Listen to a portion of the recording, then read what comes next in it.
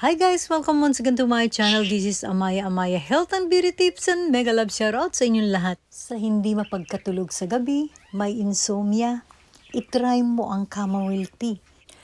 At sa amoy pa lang nitong aroma ay talagang kanais-nais na.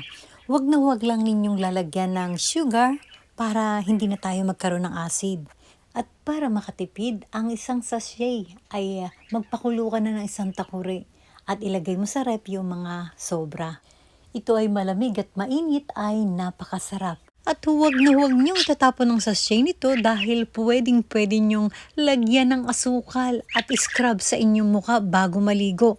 Kung asukal ang ilalagay mo ay i-scrub mo sa iyong mukha. Kung asin naman ang iyong ilalagay ay i-scrub mo sa iyong buong katawan para matanggal ang lansa at yung oil ng ating katawan. So thank you so much guys for watching and see you to my next vlog. Bye!